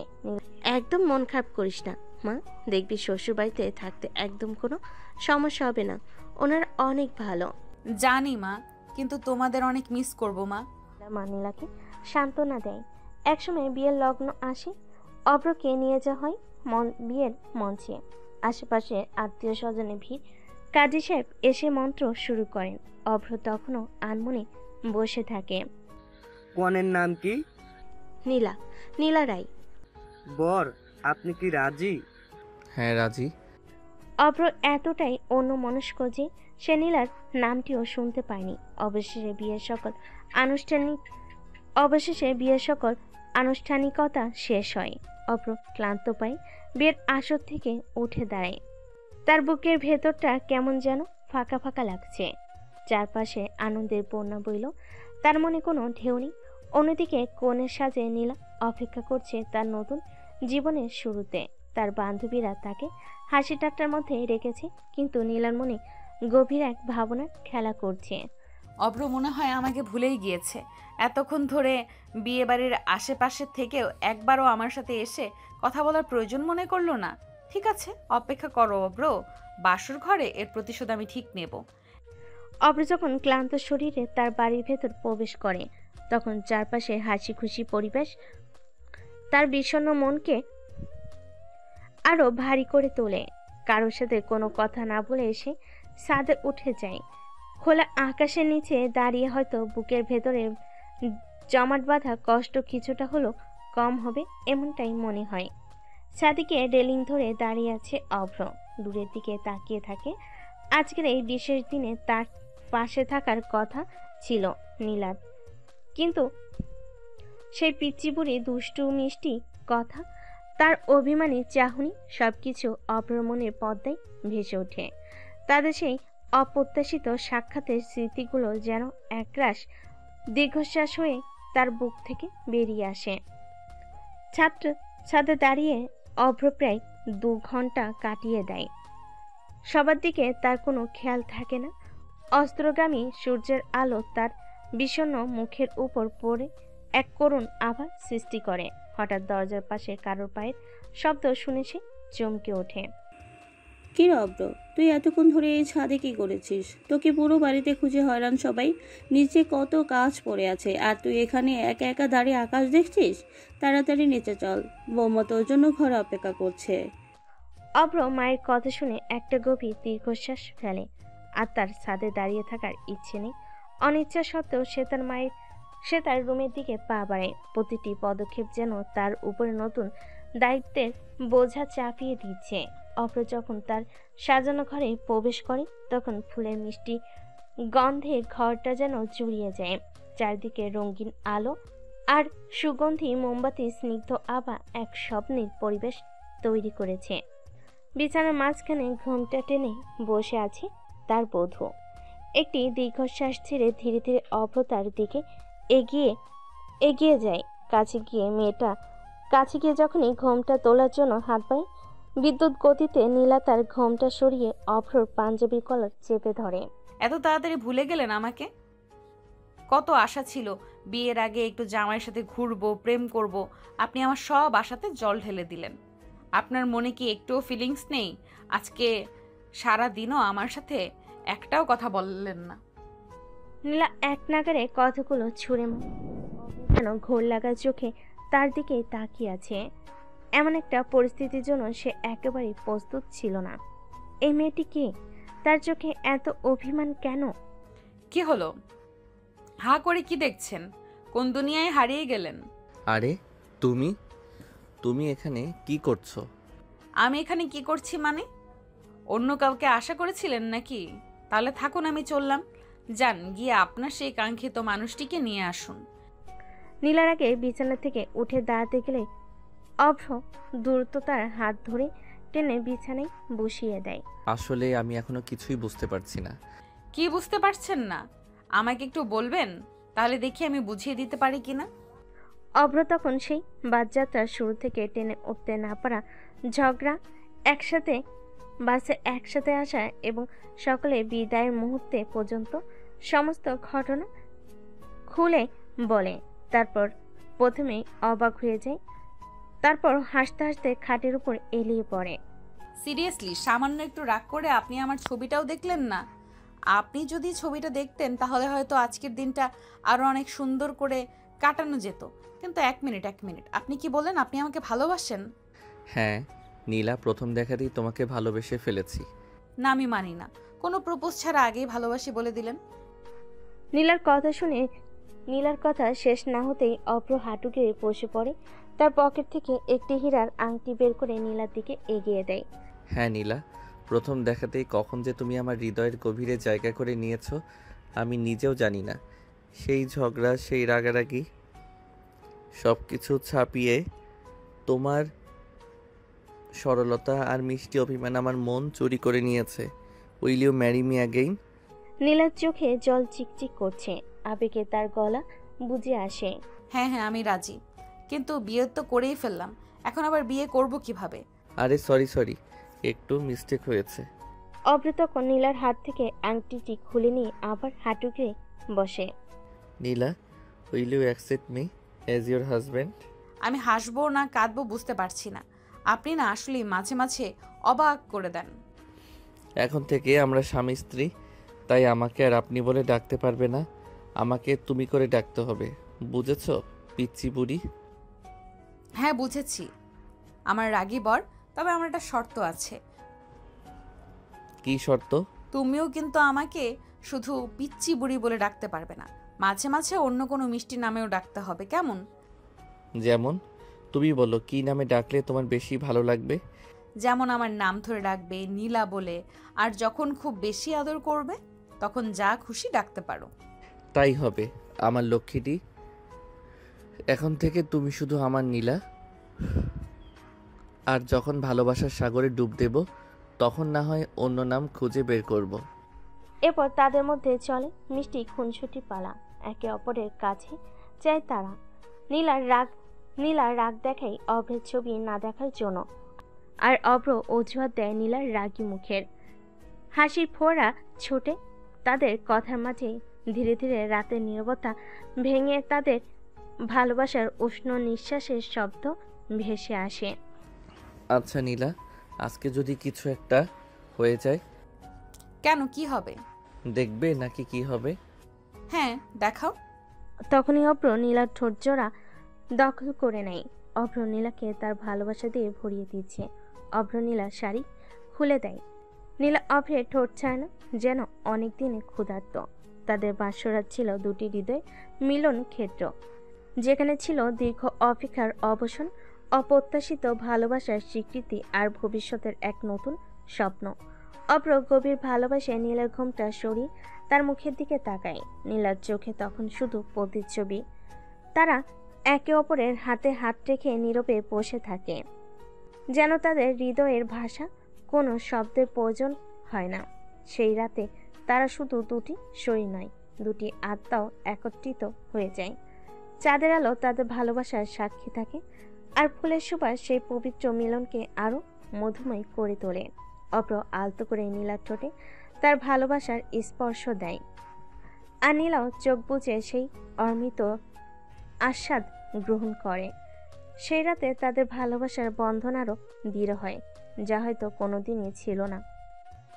পরের দিন ভোরের আলো যখন তাদের ঘরের জানালা দিয়ে প্রবেশ করে, তখনই অভ্রের বাহুডোরে শান্ত ঘুমে বিভোর ছিল নীলা। অভ্রের আলতো করে তার মুখের উপর পড়া চুলগুলো সরিয়ে দেয়। নীলা শান্ত স্নিগ্ধ মুখটা অভ্রের দিকে উপর ঘুমিয়ে আছে। এই শান্ত চেহারা দেখলে তার মনে হয় যেন একটা অপার্থিব শান্তি নেমে এসেছে। রাতের সমস্ত ক্লান্তি আর উত্তেজনা ছাপিয়ে এক গভীর ভালোবাসার আবেশে ভরে উঠেছে তার মন। ধীরে ধীরে নীলার চোখের পাতা খোলে। অভ্রের মুখের দিকে তাকিয়ে তার ঠোঁটের কোণে এক মিষ্টি হাসি ফুটে ওঠে। রাতের সমস্ত স্বপ্ন যেন তার চোখে এসে ভিড় করেছে। শুভ সকাল আমার পিচ্চি বুড়ি। শুভ সকাল। কাল রাতের ধকল সামলে উঠতে পারবে তো, নাকি আমার কোলে ঘুমিয়ে থাকবে সারাদিন? তুমি না যা তা বলো। সত্যি বলছি, আমার কিন্তু আপত্তি নেই, বরং তোমাকে এভাবে আগলে রাখতে আমার বেশ ভালো লাগে। এই কয়েকটা দিন যেন চোখের পলকেই কেটে গেল, তাই না? মনে হচ্ছে এই তো সেদিন স্টেশনে আমাদের প্রথম ঝগড়া হলো। আর তুমি আমাকে কি সব বলছিলে, শাকচুনি না কি জানো? আর তুমিও কম যাওনি, ছ্যাঁচড়া বলেছিলে আমায়। ভাবিনি সেই ঝগড়া দিয়ে আমাদের ভালোবাসার শুরু হবে। কে জানতো বলো? সবই যেন একটা স্বপ্ন মনে হয়। ট্রেনটা মিস না করে হয়তো কখনোই আমাদের দেখা হতো না। তার মানে ট্রেন মিস হওয়াটা আমাদের জন্য ভালোই হয়েছে, তাই না? নিয়তি হয়তো এটাই চেয়েছিল। কিন্তু আমার তো অনেক কাজ আছে, বাড়ির সবাইকে মুখ দেখাতে হবে। আর তুমিও তো ডাক্তার, তোমারও নিশ্চয়ই তারা আছে। মুখ দেখানোর আগে আমার তো আরেকটা জিনিস দেখার বাকি আছে, তাই না? কি দেখার বাকি আছে? কাল রাতে রাগের চোটে আমার দিকে ভালো করে তো তাকাওনি। এখন তো আর কোনো রাগ নেই, তাই না? সেই চোখ ভরে একটু দেখবো তোমাকে। তুমি একদম দুষ্টু, সকালবেলাতেও শুধু দুষ্টুমি। দুষ্টু তো একটু আমি হবই, এত সুন্দর বউ যে আমার, তাকে একটু জ্বালাবো না? আর তাছাড়া কাল রাতে তো তুমি আমার উপর এক রাগ দেখিয়েছো, তার একটু সত্য নিতেই হয়, তাই না? যাও তো, একদম পাজি তুমি। এখন ছাড়ো আমায়। ছাড়বো এত সহজে? কাল রাতের ঋণ শোধ না করে? তুমি না একদম পাজি হই আর যাই হই, তুমি কিন্তু আমার পিচ্চি বুড়ি, আর আমি তোমার রাগী বর, মনে থাকে যেন। আর এখন থেকে সব রাগ তোমার আর এখন থেকে সব রাগ আমার জন্য জমিয়ে রেখো, কেমন? মনে থাকবে, সব সময় মনে থাকবে। আর তুমিও শুধু রাগ দেখাবে না, একটু ভালোবাসাও দেবে তো। ভালোবাসা? এই চোখে যা দেখছো সেটার কিছুই না, শুধু ভালোবাসা। তোমার জন্য আমার হৃদয়ের প্রতিটি স্পন্দন জুড়ে শুধু তুমিই আছো। রাতের গভীর ভালোবাসার পর ভোরের এই আলতো ছোঁয়া তাদের সম্পর্ককে আরো মজবুত করে তোলে। নীলার লজ্জারাঙ্গা মুখ আর অভ্রর দুষ্টু মিষ্টি কথা তাদের ভালোবাসার নতুন এক অধ্যায়ের সূচনা করে। বাইরের পৃথিবীতে হয়তো তাদের অনেক দায়িত্ব অপেক্ষা করছে, কিন্তু এই মুহূর্তে তারা আবদ্ধ শুধু একে অপরের ভালোবাসার উষ্ণ আলিঙ্গনে। রাতের ভালোবাসার পর এক নতুন সকাল তাদের দুয়ারে এসে দাঁড়ায়। নীলা বিছানা ছেড়ে ওয়াশরুমের দিকে যায়। কিছুক্ষণ পর সে ফ্রেশ হয়ে বের হয়। অভ্র আলতো করে তার গালে একটি মিষ্টি চুমু দেয় এবং তারপর ওয়াশরুমে চলে যায়। অভ্রর এই অপ্রত্যাশিত ভালোবাসার ছোঁয়ায় নীলার মুখ লজ্জে লাল হয়ে ওঠে আর সে মুচকি হাসতে থাকে। নীলা তখন আয়নার সামনে দাঁড়িয়ে শাড়ি পরা শুরু করে। ঠিক সেই মুহূর্তে ওয়াশরুম থেকে বেরিয়ে আসে অভ্র। নীলাকে শাড়ি পরতে দেখে তার চোখ আটকে যায়। ধীরে ধীরে সে পেছন থেকে এসে নীলার কোমর জড়িয়ে ধরে। তার উষ্ণ নিঃশ্বাস নীলার ঘাড়ে অনুভব হয়। অভ্র আলতো করে নীলার ঘাড়ে একটি গভীর চুমু দেয়। নীলা কেঁপে ওঠে এক নতুন শিহরণে। অভ্র নীলার নিজের দিকে ঘুরিয়ে তার ঠোঁটের কাছে মুখ নিয়ে যায়। তারপর তাদের ঠোঁট একে অপরের সাথে আলতো করে মিশে যায়। এক গভীর ভালোবাসার স্পর্শে তারা হারিয়ে যায় কিছুক্ষণের জন্য। কিস করা শেষ হলে নীলা হাসতে হাসতে বলে, হাসছো কেন? একবার আয়নার সামনে গিয়ে নিজেকে দেখে এসো, তাহলে বুঝবে। নীলার কথা শুনে অভ্র এগিয়ে যায় আয়নার দিকে। নিজের প্রতিচ্ছবি দেখে সে হেসে ফেলে। নীলার ঠোঁটে লাল লিপস্টিকের হালকা ছোঁয়া তার ঠোঁটেও লেগে আছে। নীলা এগিয়ে গিয়ে এসে তার শাড়ির আঁচল দিয়ে অভ্রের ঠোঁট আলতো করে মুছে দেয়। সেই মুহূর্তেই অভ্র নীলার কোমরে হাত রাখে। নীলা এগিয়ে এসে তার শাড়ির আঁচল দিয়ে অভ্রের ঠোঁটে আলতো করে মুছে দেয়। সেই মুহূর্তেই অভ্র নীলার কোমরে হাত রাখে। নীলার সারা শরীর যেন কেঁপে ওঠে এক অজানা ভালো লাগে। তাদের নীরব চোখে তখন শুধু ভালোবাসার ভাষা। কোনো কথা না বলে যেন তারা একে অপরের মনের সবকিছু বুঝতে পারে। তারপর তারা দুজন হাত ধরে রুম থেকে বেরিয়ে নিচের দিকে যায়। তাদের হাতে হাত রাখা, একে অপরের দিকে সবকিছু দেখে কারোর মনেই ভাবে না যে এটি একটি অ্যারেঞ্জ ম্যারেজ, বরং তাদের গভীর ভালোবাসা প্রকাশ দেখে যে কেউ বলবে এ তো সত্যিকারের লাভ ম্যারেজ স্টোরি। তাদের চোখে মুখে সেই প্রথম দিনের ঝগড়ার কোনো চিহ্ন নেই, বরং সেখানে শুধুই একে অপরের প্রতি গভীর প্রেম আর নির্ভরতার আলো ঝলমল করছে। হাত ধরে নিচে নেমে এসে অভ্র আর নীলা যখন ডাইনিং টেবিলে বসে, তখন সেখানে পরিবারের অন্যান্য সদস্যরাও উপস্থিত হয়েছিলেন। অভ্রর মা আর নীলার বাবা মা একে অপরের সাথে হাসি মুখে কথা বলছিল। তাদের চোখে মুখে ছিল নতুন সম্পর্কের আনন্দ আর তৃপ্তি। দেখলেন তো বেআইন, আমার ছেলেটা কেমন শান্তশিষ্ট। বিয়ের আগে কত টেনশন করছিল, না জানি কেমন হবে, কিন্তু নীলার মতো লক্ষ্মী বউ পেয়ে আমার সব চিন্তা দূর হয়ে গেছে। আর বলবেন না বেআইন, আমার মেয়েটা একটু মুখচোরা টাইপের। ভাবছিলাম নতুন পরিবেশে মানিয়ে নিতে পারবে কিনা, কিন্তু অভ্রের সাথে ওকে দেখে মনে হচ্ছে যেন কতদিনের চেনা। হ্যাঁ ভাই সাহেব, ছেলে মেয়ে দুটোই খুব শান্ত আর লক্ষ্মী। আমার তো মনে হচ্ছে আমার সম্বন্ধ না করলেও এরা নিজেরাই একে অপরের খোঁজ ঠিক বের করে নিতে। একদম ঠিক বলছেন ভাই সাহেব, ভাগ্যের লিখন কি আর খণ্ডন করা যায়, তাই না? কি রব্র, বৌমাকে কেমন লাগলো? আমাদের পছন্দ কি ঠিক ছিল তো? তোমাদের পছন্দ সবসময় সেরা মা। নীলার মতো জীবনসঙ্গী পেয়ে আমি সত্যি খুব খুশি। আর তুই মা, শ্বশুরবাড়ির সবাইকে তোর কেমন লাগছে? কোনো অসুবিধা হচ্ছে না তো? না মা, সবাই খুব ভালো, আমার কোনো অসুবিধা হচ্ছে না। অব্র মানে উনিও খুব ভালো। উনি বলছিস কেন মা? এখন তো তোমাদের নতুন সংসার, ধীরে ধীরে সব ঠিক হয়ে যাবে। হ্যাঁ মা, লজ্জা কিসের? অব্র তো এখন তোমার ঘরের লোক। তাদের বাবা মায়ের এই ধরনের কথাবার্তায় অভ্র আর নীলা দুজনে লজ্জায় একে অপরের দিকে তাকাতে পারছিল না। নীলা নিচের পেটের দিকে তাকিয়ে মুচকি হাসে আর অভ্র হালকা কেশে অন্যদিকে দৃষ্টি দেয়। পরিবারের সকলের আন্তরিকতা আর ভালোবাসার মাঝে তাদের নতুন জীবনের এক সুন্দর সূচনা পায়। তাদের চারপাশের এই আনন্দময় পরিবেশ তাদের হৃদয়ের বন্ধনকে আরো মজবুত করে তোলে। খাওয়া দাওয়া শেষ হলে বাড়ির সকলে ড্রয়িং রুমে এসে বসে।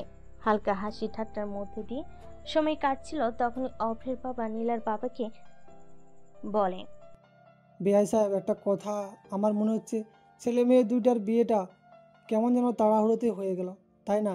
ওদের নিজেদের মতামত নেওয়ারও তেমন সুযোগ ছিল না। আমার মনে হয় ওদের দুজনকে কোথাও একটু ঘুরতে যাওয়া উচিত, এতে করে দুজনের বোঝাপড়াটাও আরও ভালো হবে। হ্যাঁ বিআই সাহেব, আপনি একদম ঠিক বলেছেন। আমিও এই কথাটাই ভাবছিলাম। আসলে বিয়ের ধকলের পর একটু ফ্রেশ হওয়া দরকার। হ্যাঁ গো, তোমরা ঠিক বলেছ। ছেলে মেয়ে দুটো একটু ঘুরে আসলে মনটাও হালকা হবে। আমারও তাই মনে হয়। নতুন জীবন শুরু করার আগে একটা সুন্দর স্মৃতি নিয়ে আসুক ওরা। হ্যাঁ, তাহলে তোমরা দুজনেই বলো কোথায় ঘুরতে যেতে চাও। তোমাদের যেখানে ভালো লাগবে সেখানেই আমরা পাঠাবো। তোমরা যেখানে পাঠাবে আমাদের কোনো আপত্তি নেই। হ্যাঁ, আমারও তাই।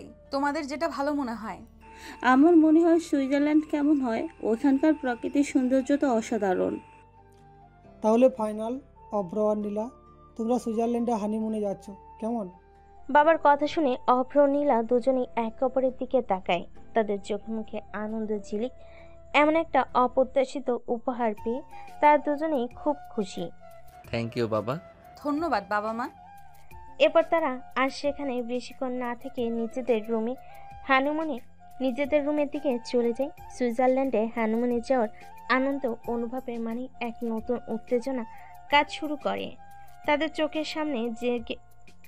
চোখের সামনে ভেসে ওঠে বরফে ঢাকা পাহাড়, সবুজ উপত্যকা আর মনোরম প্রাকৃতিক দৃশ্য। সেই স্বপ্নীল পরিবেশে তারা একে অপরের আরো কাছে আসার সুযোগ পাবে ভাবনাতেই তাদের মন ভরে ওঠে। রুমে ফিরে দরজা বন্ধ করে নীলার দিকে তাকায়। সুইজারল্যান্ডে হানিমুন যাওয়ার আগে নীলার চোখে মুখে তখন আনন্দের রেশ লেগে আছে।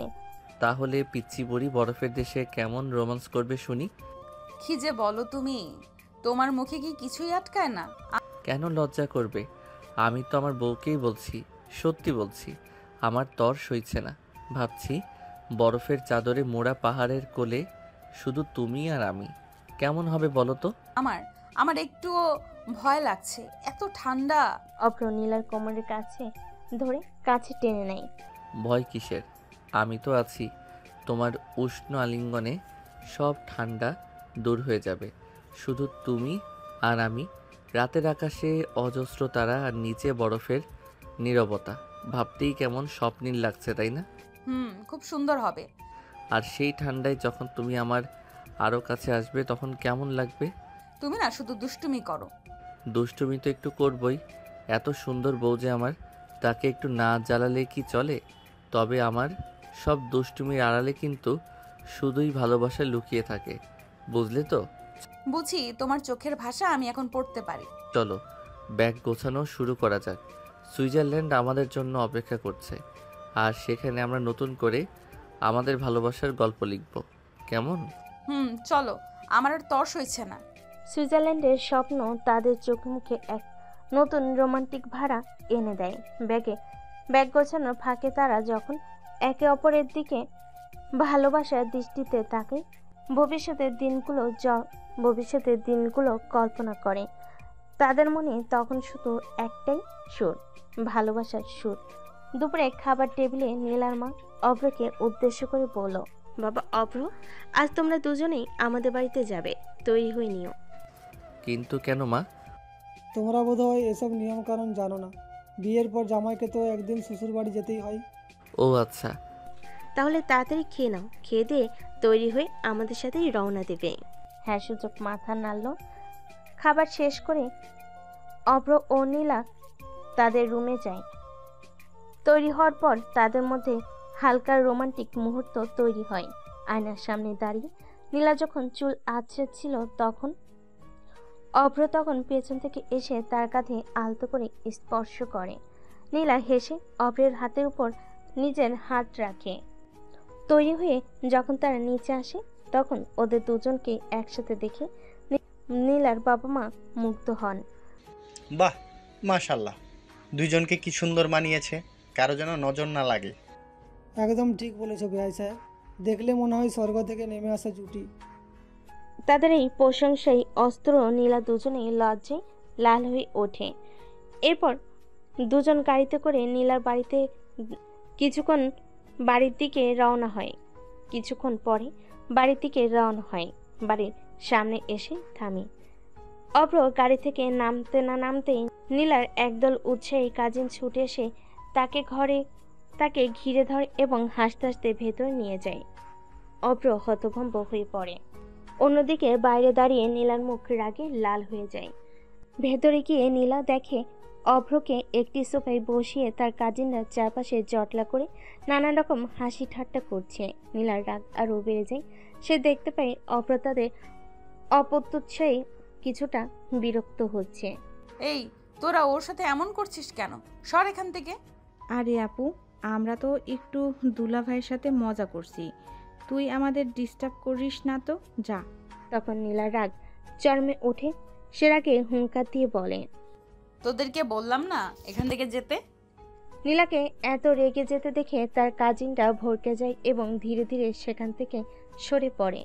নীলা দ্রুত টেনে অভ্রের হাত ধরে তাকে টেনে তোলে এবং সোজা নিজের রুমের দিকে নিয়ে যায়। রুমে ঢুকে অভ্র স্বস্তির নিঃশ্বাস ফেলে। বাঁচালে বাবা, আমার তো দম বন্ধ হয়ে আসছিল। এরা কারা আর কী সব করছিল? এরা আমার কাজিন, একটু বেশি উৎসাহী আর মজাদার। আসলে তোমাকে পেয়ে ওরা খুব খুশি হয়েছে, তাই একটু বেশি বাড়াবাড়ি করে ফেলেছে। তুমি কিছু মনে করো না তো? আরে না, তবে সত্যি বলতে একটু অপ্রস্তুত হয়ে গিয়েছিলাম। মনে হচ্ছিল যেন কোনো গ্যাংয়ের পাল্লায় পড়েছি।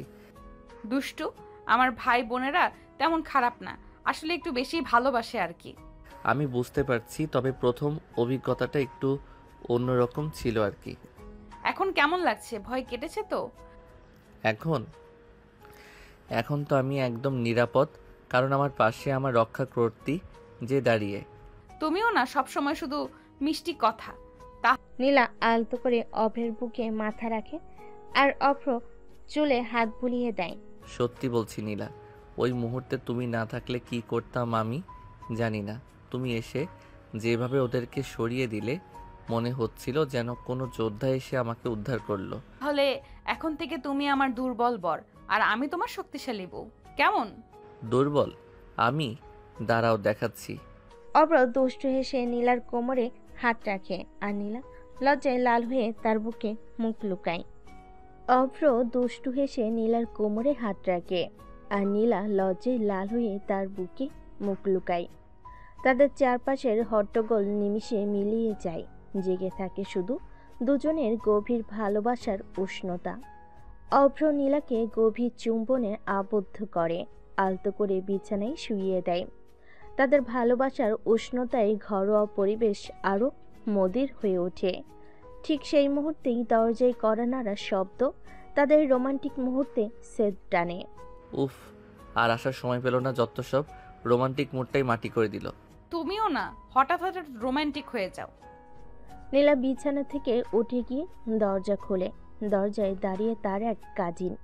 কিরে আপু, দরজা খুলতে এতক্ষণ লাগলো কেন? দুলাভাইয়ের সাথে রোমান্স করেছিলি নাকি? তুই একদম চুপ করবি, বল কেন এসেছিস?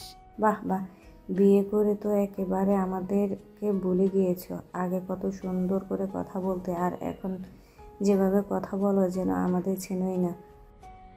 এখন যেটা বলতে এসেছিস সেটা বল, নয়তো আমি দরজা লাগিয়ে দিচ্ছি। বড় আম্মু বলেছে আজ সন্ধ্যায় সবাই একসাথে ঘুরতে যাবে, তাই সেটা তোমাকে জানাতে এলাম। আচ্ছা ঠিক আছে, আমরা তৈরি হয়ে নেব, তুই এখন যা। ঠিক আছে আপু, তবে দুলাভাই গিয়ে কিন্তু একদম ভুলো না। কাজিন চলে গেলে নীলা দরজা বন্ধ করে হাসতে হাসতে অভ্রের দিকে তাকাই। অভ্র তখনও বিছানায় আদর্শা হয়ে বিরক্তিভাব বজায় রেখেছে। কি হলো, রাগ এখনো কমেনি বুঝি? আর বলো না, এত সুন্দর একটা মুহূর্ত। নীলা অভ্রের পাশে বসে অভ্রের গালে হাত রেখে বলে, ধুর বাবা, একটু পরেই তো সন্ধ্যা, তখন আমরা সবাই একসাথে ঘুরতে যাব, সেখানে না হয় আবার রোম্যান্স করা যাবে, কেমন? সত্যি? একদম সত্যি। এখন ওঠো, ফ্রেশ হয়ে নাও, সন্ধ্যায় বের হতে হবে তো। আমার কিন্তু এখনই রোমান্স করতে ইচ্ছা করছে।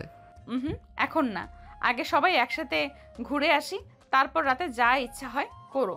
ঠিক আছে মহারানী, তোমার যা হুকুম, তবে সন্ধ্যাটা যেন বৃথা না যায়। একদম বৃথা যাবে না আমার দুষ্টু রাজা। চলো এবার তৈরি হই। নীলা অভ্রের গালে আলতো একটি চুমু দেয়। সন্ধ্যা নামতে নীলার বাড়ির উঠোন আলোয় ঝলমল করে ওঠে। আত্মীয় স্বজনে হাসি গানে আর গল্পে মুখরিত হয়ে ওঠে চারপাশ। অভ্র আর নীলাও সেজেগুজে নিচে নামে। নীলাকে লাল শাড়িতে আর অভ্রকে পাঞ্জাবিতে দেখে সকলের চোখ জুড়িয়ে যায়। তারা হাঁটছিল, তখন নীলার এক চাচাতো ভাই বলে, দুলা ভাই, আজ কিন্তু আপনার বউকে একদম চোখে চোখে রাখবেন। আমাদের গ্রামের মেয়েরা কিন্তু খুব সুন্দরী। চিন্তা নেই শালা বাবু, আমার চোখ শুধু আমার স্ত্রীর দিকে থাকবে। অভ্র হেসে নীলার হাত ধরে। সকলে একসাথে গাড়িতে করে গ্রামের এক মনোরম পরিবেশে ঘুরতে যায়। চারিদিকে সবুজ ধানের ক্ষেত, দূরে নদীর শান্ত বয়ে চলা আর আকাশে তারার মেলা, সব মিলিয়ে এক শান্ত স্নিগ্ধ পরিবেশ। অভ্র আর নীলা পাশাপাশি বসে একে অপরের হাতে হাত রেখে বাইরের সৌন্দর্য উপভোগ করছে।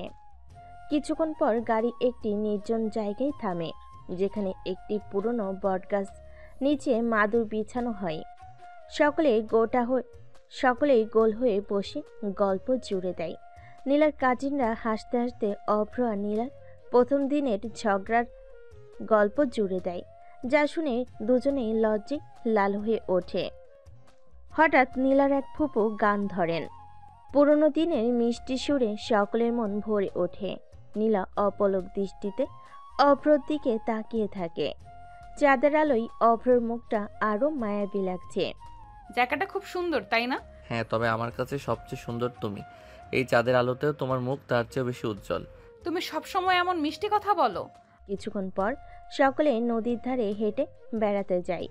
নদীর ঠান্ডা বাতাস তাদের শরীর ছুঁয়ে যায়। অভ্র নীলার হাত ধরে নদীর পাড়ে দাঁড়িয়ে থাকে। দূরে জোনাকি পোকার আলো মিটমিট করছে, আর নদীর ঢেউয়ের মৃদু শব্দ তাদের চারপাশের নীরবতা ভেঙে দিচ্ছে। নীলা, আমার মনে হয় এই জায়গাটা আমাদের জন্যই অপেক্ষা করছিল। এত শান্তি, এত ভালোবাসা। আমারও তাই মনে হয়।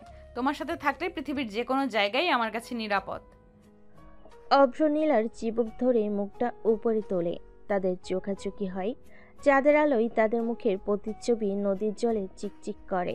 ধীরে ধীরে অভ্র নীলার ঠোঁটের কাছে মুখ নিয়ে যায়। তাদের প্রথম চুম্বন রাতের নীরবতাকে আরও গভীর করে তোলে। সেই মুহূর্তেই তাদের চারপাশে শুধু ভালোবাসা আর মুগ্ধতা বিরাজ করে।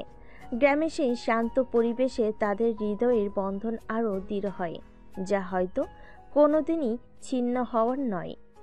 নদীর পাড়ের মনোরম পরিবেশে কিছুক্ষণ সময় কাটানোর পর সকলে মিলে একটি রেস্টুরেন্টে যায় রাতের খাবার খেতে। সেখানেও হাসি ঠাট্টা আর গল্পে মেতে ওঠে সবাই। অভ্র আর নীলা একে অপরের পাশে বসে নীরবে সকলের আনন্দ উপভোগ করে। তাদের চোখে মুখে লেগে থাকে ভালোবাসার রেশ। ডিনার শেষে যখন সকলে বাড়ির দিকে ফিরে, তখন রাত বেশ গভীর। যে যার মতো নিজেদের রুমে চলে যায়। নীলা তার ঘরে প্রবেশ করার সাথে সাথেই অনুভব করে কেউ যেন পিছন থেকে তাকে জড়িয়ে ধরেছে। সে বুঝতে পারে এটা অভ্র। অভ্র নীলার কানে কানে বলে, সারাদিন তো অনেকের সাথে ঘোরাঘুরি করলে, এবার একটু আমার সাথে সময় কাটাবে নাকি পিচ্চি বুড়ি? তুমি একদম দুষ্টু। দরজা তো বন্ধও করিনি এখনো।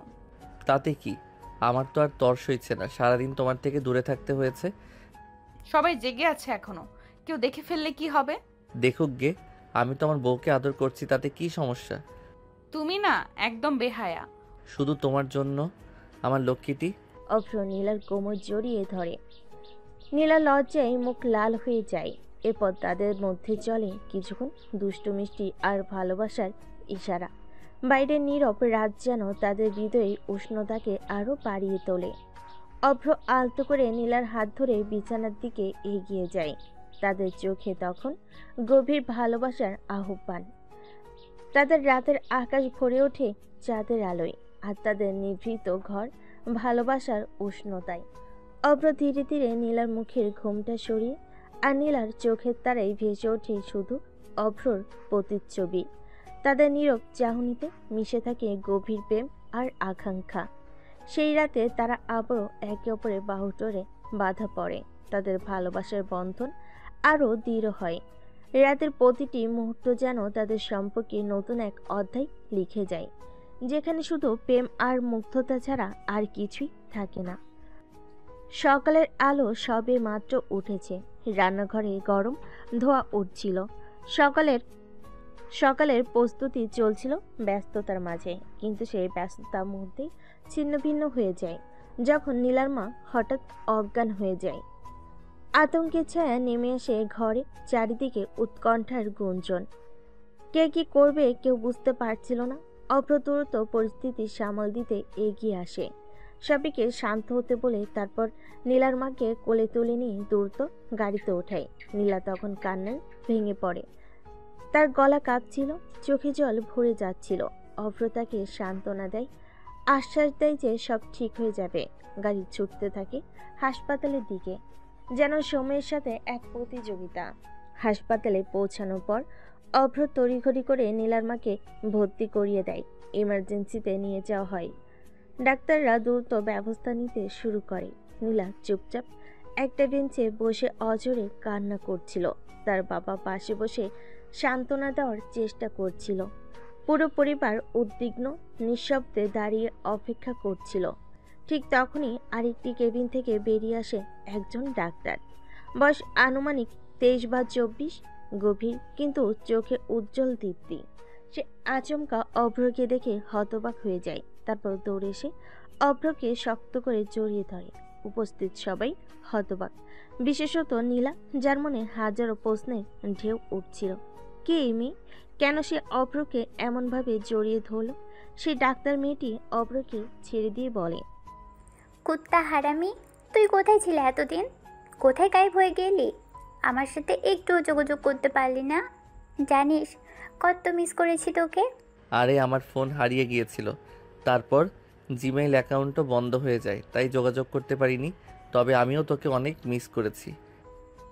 এক মিনিট দাঁড়া, তুই এখন এখানে কি করছিস? তুই কি এই হাসপাতালেই কাজ করিস? না, তেমন কিছু না। আমার শ্বশুরবাড়ির কাছাকাছি আমার শাশুড়ি মা হঠাৎ অজ্ঞান হয়ে গেছে, তাই ওনাকে নিয়ে এসেছি হাসপাতালে। উনি এখনও ইমার্জেন্সিতে আছেন। আচ্ছা দাঁড়া, আমি গিয়ে দেখে আসি কি হয়েছে ওনার। তমা ইমার্জেন্সি রুমে ঢুকলো। নীলা তখনও কান্না করছে। তমা গম্ভীর মুখ নিয়ে ইমার্জেন্সি থেকে বেরিয়ে আসে। অভ্র, আন্টির তো ব্রেন স্ট্রোক হয়েছে, এখনই এমার্জেন্সি অপারেশন করতে হবে। ব্রেন স্ট্রোক যেহেতু, তাহলে তো তাড়াতাড়ি অপারেশন করতে হবে। সব ব্যবস্থা শুরু করার। শোন, অপারেশনটা কিন্তু তুই করবি। হ্যাঁ আমিই করব, কিন্তু তুই আমার পাশে থাকিস, তাহলে আমি সাহস পাবো। তাছাড়া তোরও এ বিষয়ে ধারণা আছে। আচ্ছা, তেমনই হবে। অভ্র তো নতুন ডাক্তার, ও কি পারবে? বাবা, আপনার কি মনে হয় আমি কি মায়ের অপারেশন যে কাউকে করতে দেব? ও একজন নিউরোলজিস্ট, অন্যদের থেকে বেশি অভিজ্ঞ। তাছাড়া তমা এই বিষয়ে কেমন সেটা শুধু আমিই জানি, তাই ভরসা রাখুন।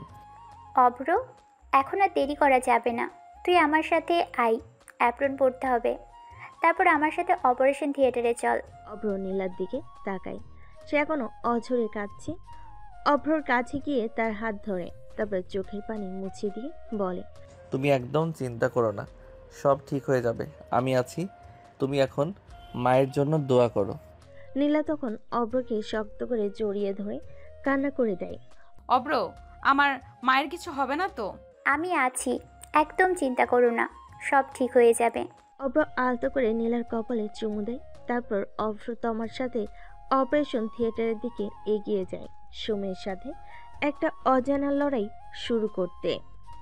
তখন ইমার্জেন্সি থেকে নীলার মাকে অপারেশন থিয়েটারে নিয়ে যাওয়া হয়। কিছুক্ষণ পর তমা ও অভ্র রেডি হয়ে অপারেশন থিয়েটারে প্রবেশ করে। অপারেশন শুরু হয়। থিয়েটারের বাহিরে তো পরিবারের সবার মধ্যে নীরবতা। খবর পেয়ে অভ্রের মা বাবাও চলে এসেছেন। অভ্রের মা এসে নীলাকে সান্ত্বনা দেন। অভ্র কি অপারেশন থিয়েটারে আছে নাকি? হ্যাঁ মা, তাহলে একদম কোনো চিন্তাই করো না, অব্র একাই সামলে নিতে পারবে। কিন্তু মা, ও তো হার্ট সার্জন। ও হার্ট সার্জন হলে ওর নিউরোলজি বিভাগ নিয়ে ভালো ধারণা আছে। আরও 20 মিনিট কেটে যায়। তখনই অভ্র ও তমার থিয়েটার থেকে বের হয়ে আসে। নীলা ছুটে আসে। অব্র, মা কেমন আছে? বলো না মা কেমন আছে। শান্ত হও নীলা। মা আলহামদুলিল্লাহ ভালো আছে। নীলা অভ্রকে জড়িয়ে ধরবে, তখনই অভ্র বাধা দেয়।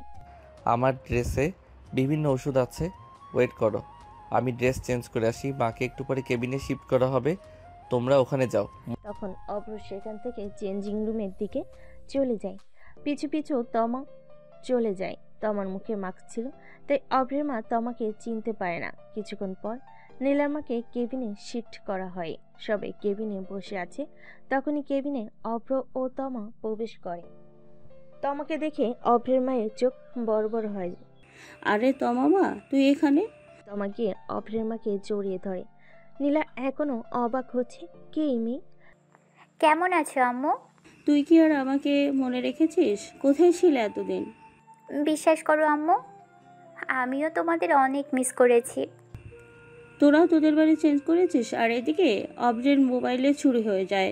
তুই গেলি ডেনমার্ক আর অব্র গেল ফিনল্যান্ড। কতগুলো ঝামেলা যে হলো। এখন তো তোমাকে পেয়ে গেছি, আর তোমাকে ছাড়বো না। আবার আগের মতো জ্বালানো শুরু করব। আচ্ছা, তুই কি এই হাসপাতালেই কাজ করেছিস? আর অপারেশনটাও কি তুই করেছিস? হ্যাঁ আম্মু, অব্র আর আমিই অপারেশনটা করেছি। তাহলে তার কোনো চিন্তাই নেই। আশা করি আপা খুব তাড়াতাড়ি সুস্থ হয়ে উঠবে। বিয়াই, কেউ আপনাকে যে আম্মু বলে ডাকছে? ও আমারই আর একটা মেয়ে। কিছু বুঝলাম না, একটু বুঝিয়ে বলেন। ও হচ্ছে তমা, আমার বান্ধবীর মেয়ে। আর অপরের জন্য একদিনই হয়েছিল। ছোটবেলা থেকেই দুজন একসাথে বড় হয়েছে। তারপর তমারা তোদের বাড়ি পরিবর্তন করে। অব্র স্কলারশিপ পায় ফিনল্যান্ড থেকে, আর তমা স্কলারশিপ পায় ডেনমার্ক থেকে। আর অব্রেরও মোবাইল চুরি হয়ে যায়, আর আমি তখন মোবাইল চালাতাম না, তাই আর যোগাযোগ হয়নি। ও, এবার বুঝলাম। নীলাও এতক্ষণে পুরোটা বুঝতে পারে। কিছুক্ষণ পর নীলার মায়ের জ্ঞান ফিরে। তারপর 2 দিন পর নীলার মাকে বাড়িতে নেওয়া হয়। নীলার মায়ের সুস্থ হওয়া পর্যন্ত অভ্র অনেক সেবা করেছে। এইদিকে এই কারণে তাদের হানিমুনের টিকিটও ক্যান্সেল করে। নীলার কিছুটা খারাপ লাগে, অভ্র কত কষ্ট করছে। ধীরে ধীরে নীলার মা সুস্থ হয়ে ওঠেন। তারপর বাড়িতে আবার আগের মতো আনন্দ ফিরে।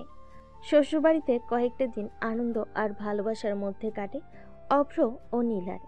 আত্মীয় স্বজনের আদর আপ্যায়ন আর খুনসুটিতে তাদের সময়গুলো ভরে ওঠে। অবশেষে তাদের ঢাকার ফেরার পালা আসে। নীলার মা বাবা অশ্রুসজল চোখে মেঘে বিদায় জানান। তবে অভ্র তাদের আশ্বাস দেয় তারা শীঘ্রই আবার আসবে।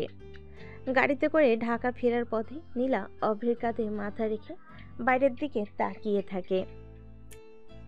গ্রামের সে শান্ত পরিবেশ, আত্মীয়দের ভালোবাসা, সবকিছু তার মনে এক মিষ্টি স্মৃতি গেঁথে যায়। মন খারাপ লাগছে পিচ্চি বুড়ি? একটু সবার কথা মনে পড়ছে। চিন্তা করো না, আমরা তো আবার যাব। আর এবার তো আমাদের নিজেদেরও একটা নতুন জায়গায় যাওয়ার প্ল্যান আছে, মনে আছে তো? হ্যাঁ, সুইজারল্যান্ড। আমার তো আর সইছে না, বরফের পাহাড় আর সুন্দর দৃশ্য দেখার জন্য আমি একদম রেডি।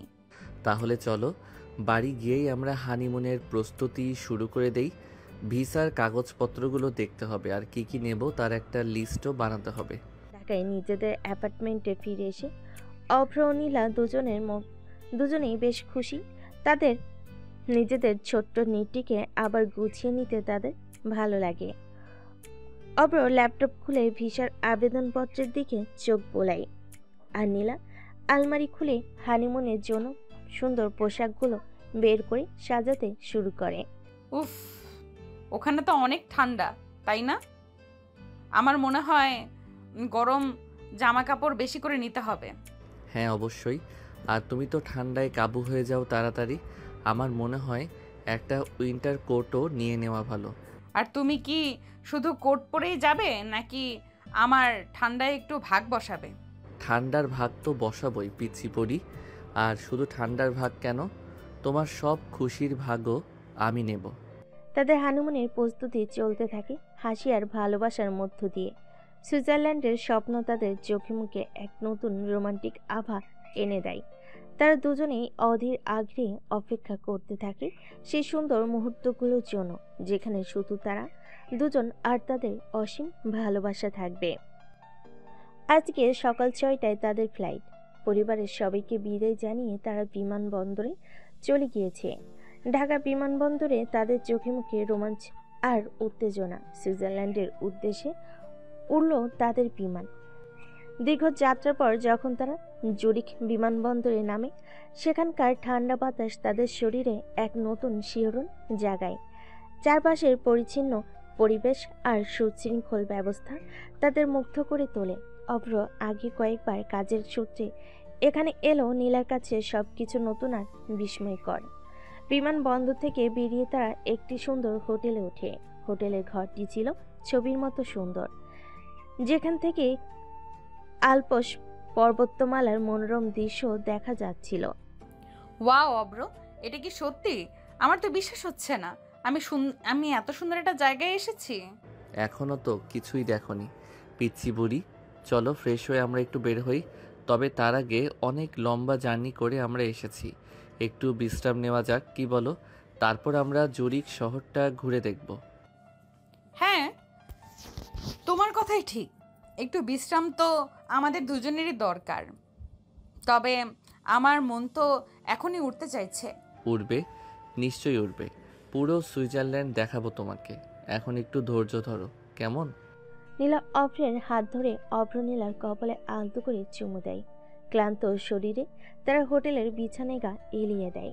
দীর্ঘ বিমান যাত্রার ধকল তাদের শরীরে স্পষ্ট, তবে তাদের চোখে মুখে এক নতুন দেশের স্বপ্ন আর একে অপরের সান্নিধ্যে আনন্দ খেলা করছে। সুইজারল্যান্ডের মাটিতে তাদের ভালোবাসার নতুন অধ্যায় শুরু হওয়ার অপেক্ষায়। জুরিখের স্নিগ্ধ সকাল। হোটেলের বেলকনিতে দাঁড়িয়ে নীলা আলপসের চূড়ার দিকে অপলক তাকিয়ে। অভ্র পিছন থেকে এসে তার কোমর জড়িয়ে ধরে। অভ্র নীলার কানে কাছে ফিসফিস করে বলে, কি দেখছো আমার নয়নতারা, এত মুগ্ধ হয়ে? নীলা অভ্রের হাতের উপর হাত রাখে। অভ্র নীলার কাঁধে আলতো করে চুমু খায়। ভাবছি স্বপ্ন দেখছি না তো? এত সুন্দর জায়গা, আর তুমি পাশে না থাকলে এই সৌন্দর্য যেন ফিকে লাগতো। তুমি আমার পাশে আছো বলেই তো সব এত রঙিন। নীলা, চলো আজ আমরা ইন্টারলাকেনের পথে হারাই।